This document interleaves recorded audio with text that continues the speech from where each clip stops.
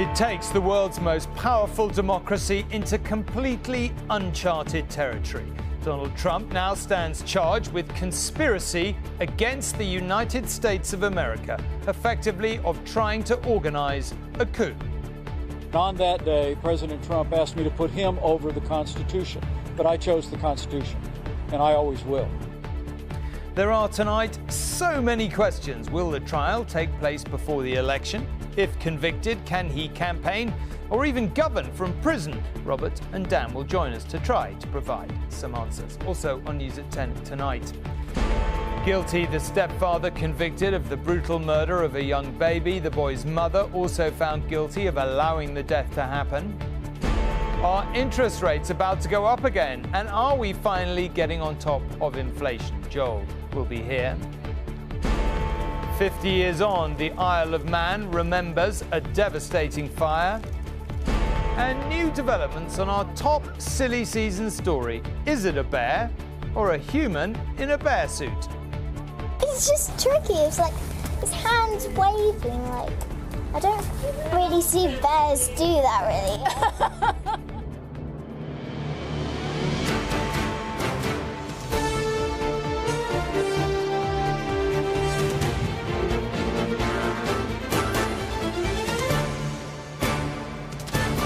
This is ITV News at 10 with Tom Bradby. Good evening. It is hard to capture the sheer enormity of what has happened over the past 24 hours in the United States. A former president, who is likely to be his party's candidate again next year, is charged with conspiracy against his own country, effectively of trying to organize a coup. So, if he's found guilty before the election, would he have to campaign and maybe even then govern from behind bars? It is just mind-boggling. What became clear in the detail of the indictment was the lengths prosecutors believe Donald Trump went to try to overturn the result of the presidential election in November 2020, when he lost to Joe Biden. The main prosecutor called the storming of the U.S. Capitol an unprecedented assault on the seat of American democracy, fueled by lies. Mr. Trump has ever tried to capitalize. I've never had so much support on anything before, he wrote on social media. Yet, around this time tomorrow, Mr. Trump will be appearing in court again on the third and most serious crime yet leveled against him. 24 hours before Donald Trump appears in court, the police were already on high alert. A security scare causing much of the area that had been the scene of such mayhem on January the 6th to be once again locked down.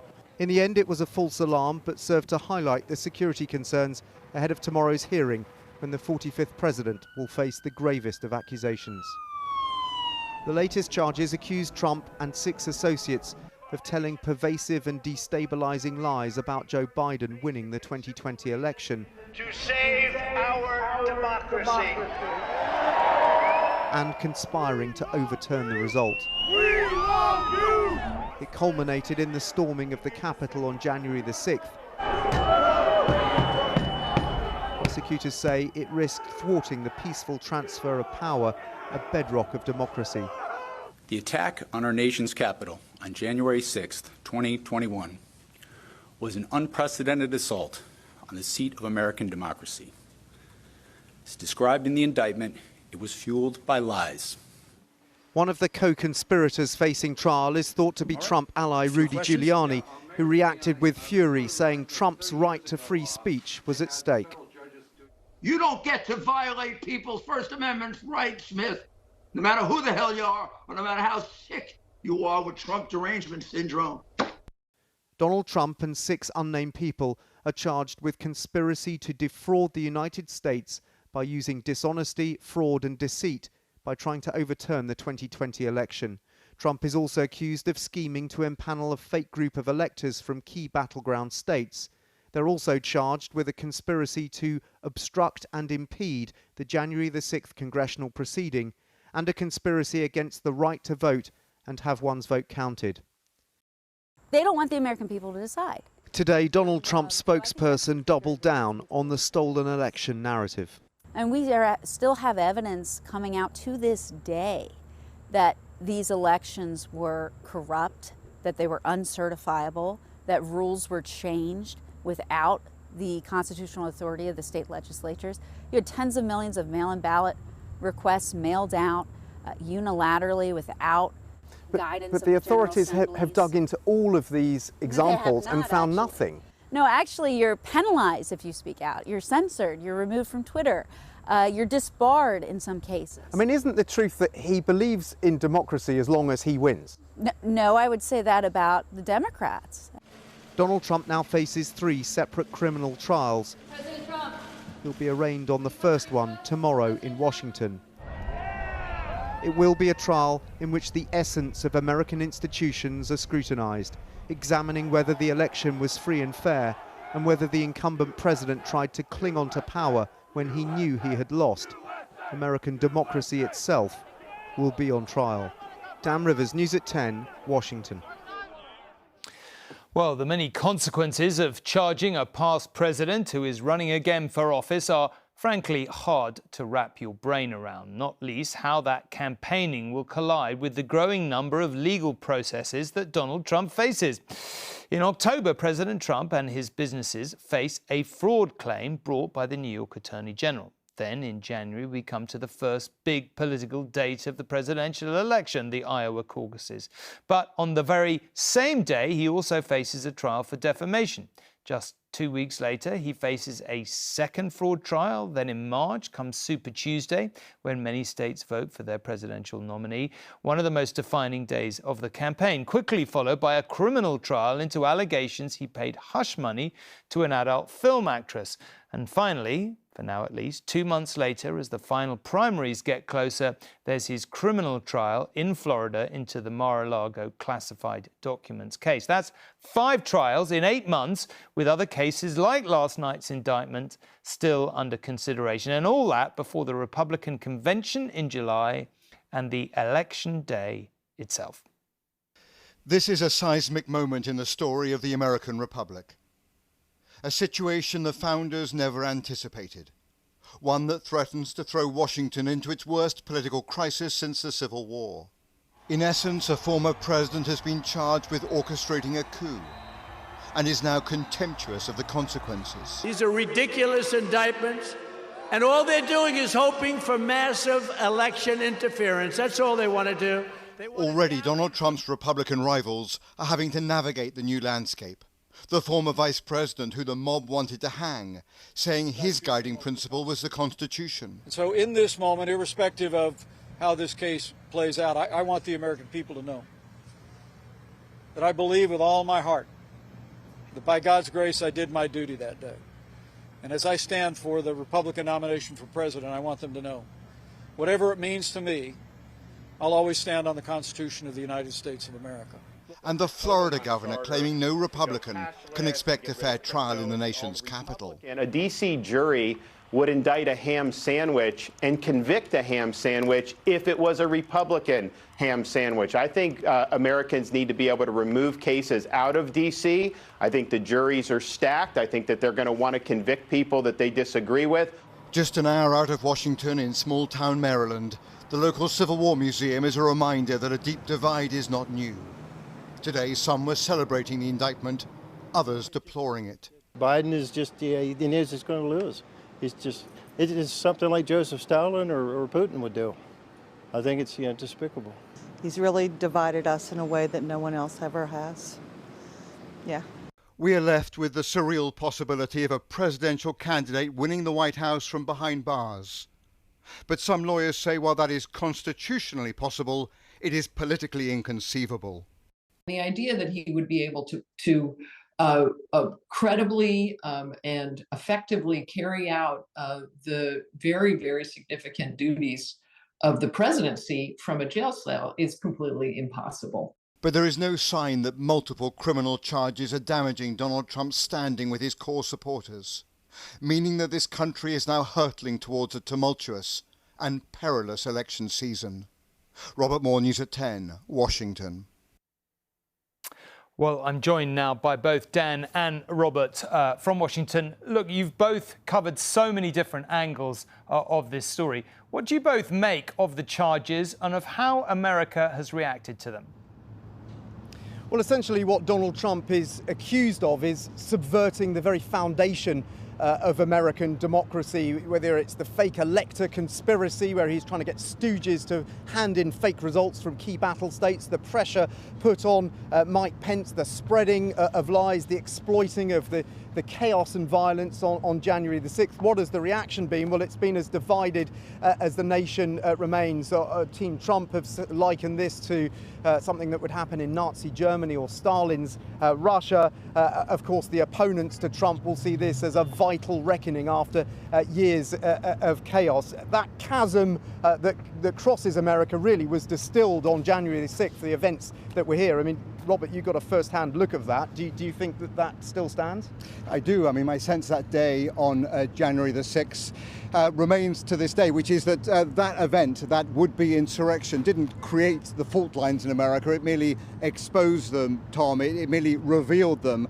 And the deep divide remains to this day. We see it in the polling. You know, both Biden and Trump tied at 43% in terms of their ratings. We see it in the bitter discourse in Congress. We see it in the policy issues in this country, ranging from the sort of culture wars to abortion, to education, and to guns. And the risk is, in my view, is that this new trial over January the 6th could become a showdown like that day 2.5 years ago, with Trump accusing the Biden administration of weaponizing the entire judicial system against him and his tens of millions of supporters, and Democrats responding by saying, look, 1,000 rioters from that day have gone to prison, and therefore it's only natural justice that the man who orchestrated them should face his day in court. And all of this, Tom, compounded by the fact the trial will happen in the District of Columbia, in the nation's capital, a overwhelmingly Democratic city, and before a judge who is an Obama appointee. So look, this has all the recipes of being highly toxic and highly incendiary. Okay, so practically, how does it play out? We heard some sort of thoughts about that in both of your reports, but I mean, could he go to prison before an election? Is that practically possible to campaign for prison, govern from prison? The lawyer in your report, Robert, suggested probably not. I mean, all of those are legitimate and important questions that will rage across this country for the next 15 months. I mean, constitutionally, it is clear that Donald Trump could be elected president from behind bars. If he attempted then on winning the White House to pardon himself, that's a kind of highly disputed area of constitutional law. It would almost certainly go to the Supreme Court. I think the point that Dan has often made in his reporting is that we are now in truly uncharted territory. Yeah, I mean, the other thing you've got to realise, Tom, is that Team Trump are going to do everything they can to play for time. That is critical for them. They are raising enormous amounts of money off the back of these cases. Trump is going up in the polls week by week. And so in some senses, this is supercharging his campaign. And as long as they can keep up this momentum, it plays to their advantage. What they don't want is any kind of verdicts to happen before next November's election. So they will do everything they can. We've seen this already in Miami, the attempts at delaying when this third defendant was arraigned and he didn't have a lawyer who was registered in Florida. Well, that just buys them a few more days. If they can keep on picking up these extra days of delays, that will really play to their advantage. But there is one important caveat I must stress, that even if he does lose before the next election, he is highly likely to appeal. So I think probably me, you and Robert will be standing here talking about this for many years to come. Okay, fascinating chat from both of you. Thank you very much indeed. Now, yet another name has been added to the seemingly endless roll call of babies murdered by those who should love them most. Jacob Crouch was just 10 months old when his little body was examined. He had 30 rib fractures. He had a tear to his bowel, which became fatally infected. It could only have been caused by a punch or a kick. Today, his stepfather, Craig Crouch, was found guilty of murdering Jacob and of child cruelty. Jacob's mother, Gemma Barton, was convicted of allowing his death to happen. He was, for a time, a happy baby, but Jacob Crouch suffered for most of his short life. punished when he cried, squeezed so hard his ribs broke, and whose parents even joked about ending his life. Very quiet in there. Have you killed him? No. Or maybe if you had. When she was arrested, his mother Gemma Barton pleaded ignorance. So you didn't have to say anything, but it may harm your defence if you don't make... But the jury was told she'd participated in a culture of cruelty, promoted by her partner Craig Crouch, which culminated in him calmly calling 999 to report Jacob's death. Ambulance, is the patient breathing? Hello, no, he's passed away. I've just gone in to go and check in, and he's stone cold. He's gone. In reality, he'd kicked or stamped on Jacob hours earlier. His body was covered in bruises, though to neighbours and health visitors the couple seemed like loving parents. But text messages exchanged between the two of them reveal how they encouraged and applauded each other's cruelty. In one, Jacob's mother admits feeding him his own sick. In another, she writes, "I've just fed the devil and going to put him to bed." Referring to bath time, Crouch tells Barton to make it 3 foot deep, just hot water and some bleach. When Jacob was 6 months old, Crouch wrote, "If he starts crying for no reason, then smack his hand. You need to be harder on him with this and not let him take over us." They cared more about one another and their relationship than they did about the care of the child. And it's just inconceivable to me how you get to that point and not have the compassion for somebody that you've got primary care for. Crouch and Barton will be sentenced on Friday. Him for murder, her for causing or allowing Jacob's death. A 10-month-old baby who died in agony, alone in his cot. Ben Chapman, News at 10, Derbyshire. That the Bank of England will put up interest rates again tomorrow seems hardly in doubt. There's a bit of a debate, though, about by how much. 0.25% seems the most likely option. What happens next time is harder to judge. But the bank's forecast on inflation tomorrow will offer a big hint. And as you'd expect, Joel is here. What's going to happen and where are we, do you think, on the battle against inflation? Well, look, the headline rate of inflation, Tom, has come down quite sharply, and there are good reasons to think that it will fall with greater velocity in the months ahead, but it's far too soon to be cracking out the bunting. Things to look out for tomorrow: will interest rates rise? Almost certainly. Yes, we're going to see energy bills coming down, or the unit cost of energy anyway. We're every reason to believe that food inflation has probably peaked, and global supply chains, which were disrupted by COVID, look like they've mended. But the headline rate of inflation is twice the government's target, the Bank of England's target, I beg your pardon, and pay growth in the private sector is still rising at a really strong pace. And the bank's worry is that these pay rises are being funded ultimately by companies putting up their prices again. So yes, interest rates will rise again, increasing the risk, of course, of a recession. Here's another question, though, to look out for. Is the bank preparing to pause? The full force of interest rates that we've had so far has yet to be felt, and there are prominent economists, among them people like Mervyn King, David Miles, Andy Haldane, who served at the Bank of England, who are saying the bank has done enough. It's time to sit on your hands and wait. At some stage, the bank will start to signal that it thinks inflation is peaking. It could be tomorrow. The risk, obviously, is you go too far and the medicine works, but you overdose. Another question: does the bank think the headline rate of inflation will fall to 5% by the end of the year? That's the promise that the government is making. It's a slightly ridiculous promise in one sense, because the government has no way of influencing this target. It's the Bank of England's job. But what's the bank's view? Back in January, looked like a shoo-in. Far less certain now. One final thing to look out for tomorrow, maybe not an obvious one, Tom. What happens to renters when interest rates rise? Back in May, the Bank of England signalled that it was going to look at this. Yeah, not so long ago, there were millions and millions of mortgages in the UK. Almost everyone had one. That's not the case nowadays. There are more and more private renters. What is the link between interest rates and rents? Because rents are going through the roof. OK, thank you very much indeed. Now, half a century ago today, a leisure centre on the Isle of Man, crowded with holidaymakers, was destroyed by a fire that claimed 50 lives and ruined many more. It was called Summerland. It was regarded then as a triumph of modernist design and equipped with mod cons, as they might have said at the time. No one, though, has ever been held responsible for such a terrible loss of life. Even after all this time, survivors and relatives are hoping to overturn the original inquest verdict of misadventure. On the eastern coast of the Isle of Man, a concrete ruin juts from the cliff. An ugly monument to terrible events. It looks as if there's no hope for Summerland, without a shadow of a doubt. On a Thursday evening in August 1973, fire ripped through the Summerland leisure complex in minutes. I could feel my clothes melting into me. I felt my hair singe and I knew that I was on fire. Jackie Norton was visiting Summerland with her mum Lorna and Jackie's best friend Jane Talon. They both died that night.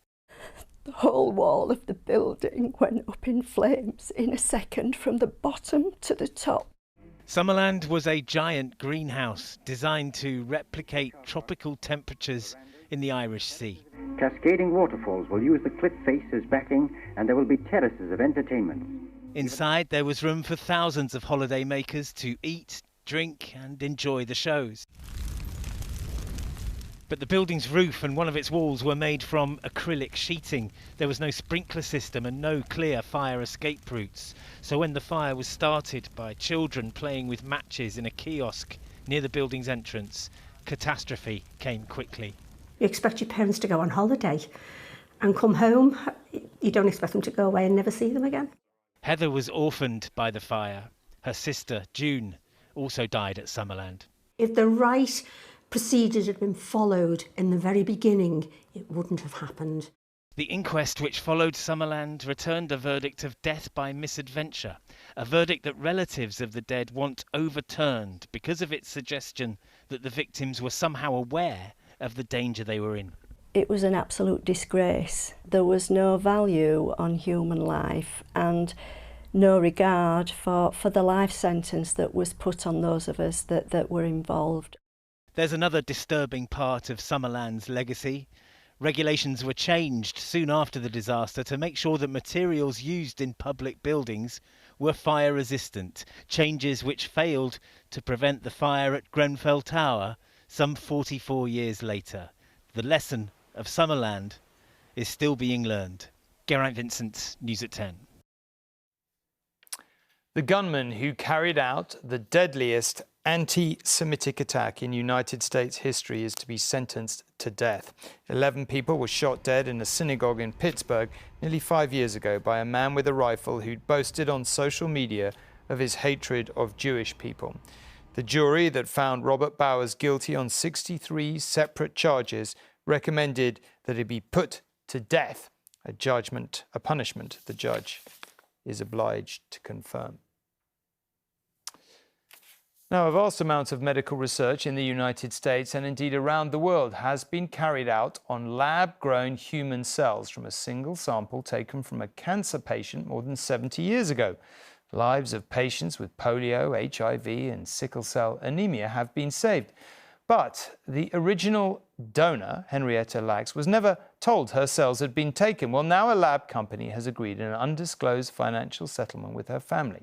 Altogether, 50 million tons of those cells have been produced. Henrietta Lacks' cells changed the course of medical science long after her death from cervical cancer in 1951, but they were taken without her consent. On what would have been her 103rd birthday, her family finally reached a settlement with the biotech firm responsible. My grandmother gave the world a gift 70 years ago, and we're here today to give her a gift of justice. Yeah! Henrietta Lacks had gone into a Baltimore hospital with abdominal pain. Doctors discovered a cervical tumour. They sent some of her cells for research, but unlike other cells, hers continued to multiply and never aged. They've helped in the creation of the polio vaccine, advancements in HIV, cancer and infertility research.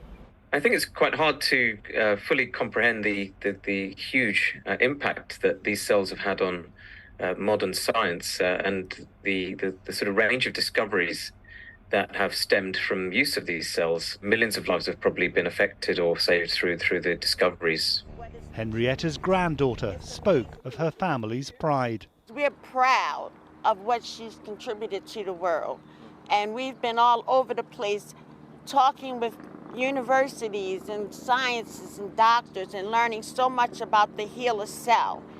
Oprah Winfrey played Henrietta's daughter, Deborah, in the film about her story. Scientists had been trying to get cells to grow outside of the human body, but they would always die. Until Henrietta's cells came along. After their long fight for justice, a celebration of Henrietta Lacks' legacy, which has transformed so many other lives. Happy birthday to you. Neil Connery, News at 10. There has been a big upset in the Women's World Cup. Brazil are out. It's Jamaica who go through to the knockout stage after they drew 0-0. Jamaica's players in yellow could barely believe it. They'd had to crowdfund their trip to Australia to take part. The Reggae Girls finished second in their group in only their second World Cup. Brazil had dominated the game but didn't convert possession into goals. They haven't gone out at the group stage since 1995. Cast your mind back to this time on Monday and you will not have forgotten our silly season story about the Chinese sun bear and whether a social media clip actually showed a person in a bear costume. We should have known the story would develop a life of its own, and it has. Indeed, the latest piece of evidence in favour of the human in a bear suit argument is a new clip of the bear appearing to wave. Hello. This is Angela. She's a Malayan sun bear welcoming new global fame. That wave, the posture and her loose-fitting fur around the hips have caused these videos to go viral, making people question if she's real or just a human in an ill-fitting costume. With visitors flocking to Hangzhou Zoo in China to check, even though officials say it is a bear, leaving some journalists baffled. I honestly don't, I honestly feel like it's a human in disguise, but I'll take their word for it. No, it's climbed up that tree. I can see that. But Indira, one of 2 sun bears at Paradise Wildlife Park in Hertfordshire, is definitely real. Their human-like characteristics are well known here. When he stands up, he does look human. Yeah, 100%. Sun bears often show this behaviour quite often. These guys actually can stand up on their back legs. They actually look out into the distance, or they'll pick up a smell, so they're often looking around, observing what's going on, or they'll even use it as kind of like a territorial thing, where they actually stand up, display themselves nice and big, and actually warn off any threats as well. Oh, what is that? And Kyra, the female here, regularly stands up. But belief and scepticism went hand in hand today about China's sun bear. When I look at this, it makes me laugh. Do you think real or fake? I can see it looks like, the way it's waving, but no, it's a bear. Real or a human in costume? Initially, it's the arm movements. The fact it looks like it's waving does look like it's a fake. Sun bears are the smallest bears in the world, and this week the most talked about. The truth, though, often comes out of the mouths of babes. Do you think that is a real bear or someone dressed up as one? I think it's false now. You think it's false? Yeah. It's just tricky. It's like his hands waving. Like, I don't really see bears do that really. That's very true. Hello. They used to be called the Forgotten Bears. Not anymore, thanks to Angela. Hello. Lucy Watson, News at 10. Now, you might think if they're really onto bear stories, it's time to go to bed. And on that subject, we actually have some advice from scientists at King's College London. If you want to stay healthy, go to sleep at a similar time every night, school night or weekend after 10:30. Obviously, they have found that an irregular sleep schedule increases the levels of harmful bacteria in your stomach. So they advise going to bed and waking up at around the same time every single day. There it is. Bears and sleep. Good night. Thank you very much.